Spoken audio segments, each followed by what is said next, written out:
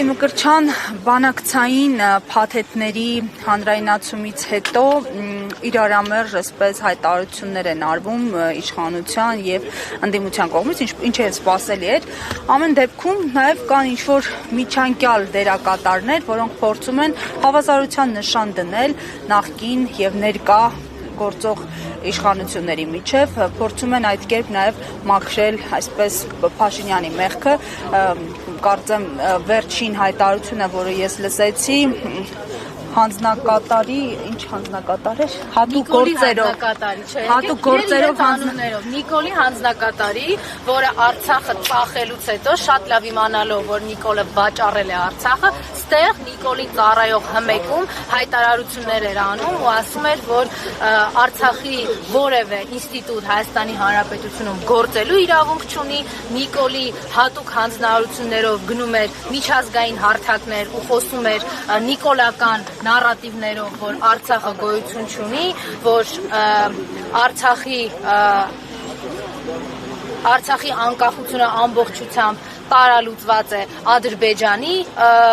սահմանադրության եւ տարածքային ամբողջականության տրամաբանության մեջ, այ երևի իր մասին եք խոսում, մարդու, ով որ կարողացել է պաշտոնի համար մոռանալ հայկական շահը եւ իրեն տենց պետական գործի տեղ դրած, երևի Նիկոլը եւ ինքը երբ որ ասում են պետական գործիչներ, նկատի ունեն Թուրքիա եւ Ադրբեջանի ընդհանուր պետության շահը, բայց ոչ երբեք Հայաստանի Հանրապետության շահը։ Ասեցիք որ իրարամերժ մեկնաբանություններ կան իշխանության եւ ընդդիմության կողմից, թույլ տվեք ես չհամաձայնեմ, որովհետեւ ոչ թե մեկնաբանություններն են իրարամերժ, այլ Նիկոլի կողմից եւ այդ նիկոլական բանդայի կողմից հնչում է ճղճղոց լրացնելու այն բանակցային ժառանգությունը եւ այդ բանակցային ժառանգության ու փաստաթղթերի մեջ տեղ գտած իրականությունը, իսկ ընդդիմության կողմից, մասնավորապես նաեւ հանրապետական կուսակցության կողմից հնչում է ընդհանրապես փաստաթղթերի ընթերցում եւ այդ փաստաթղթերի ընթերցման մեկնաբանությունները։ Վերջերս էլ նախագահ Սերժ Սարգսյանի հոդվածը, որը ամբողջությամբ հիմնված է Նիկոլի հրապարակած բանակցային թղթերի վրա, ընդհանրապես խոսում է մի բանի մասին եւ ապացուցում է, որ Նիկոլը դեմ է եղել Արցախի հայկականությանը, Նիկոլը դեմ է եղել, որպեսզի մեր հայրենիքը 42000 քառակուսի կիլոմետրից ավելի լինի, անվտանգ լինի եւ կայուն լինի։ Այդ չեմ ասում, որ մենք բոլորս դեռևս սպասում ենք, որ Նիկոլը հրապարակի, դե բանակցային ժառանգություն ինքը համարել է նաեւ տարբեր հարց ու պատասխաններ, հարցազրույցներ եւ այս տրամաբանությունը հուշում է, որ անպայմանորեն պիտի հրապարակի նաեւ լիֆտում Ալիևի հետ իր խոսակցությունը, մեծ բոլորից դա շատ հետաքրքիր է։ Նիկոլը անպայմանորեն պիտի հրապարակի այն ծրարը հայտնի, որ ստացել է Ալիևից, Ալիևի աշխատակազմի միջոցով, թե ինչ ա եղել այդ ծրարի մեջ, մեզ դա շատ հետաքրքիր է։ Թույլ տվեք նաեւ հիմնավոր կասկած հայտնեմ առայն, որ այնտեղ ուղղակի Արցախի վաճառքի գինն էին պայմանավորում եւ Հայաստանի շահը դավաճանելու գիններ պայմանավորում, բայց մեզ դա էլ է հետաքրքիր, որտեղ դա մեծ նշանակություն ունենալու Նիկոլի մեղադրական եզրակացության համար։ Եվ այս ամենը չի կարելի նաեւ անմասն դիտարկել այսօր Արցախի Հանրապետության ներկայացուցչությունում տեղի ունեցող բանդիտական հարձակումից, ես ընդհանրապես խորհուրդ եմ տալիս բոլորիս այլևս իրենց անուններով կոչել, մենք մի հատակի այն մակարդակին ենք հասել, որ այլևս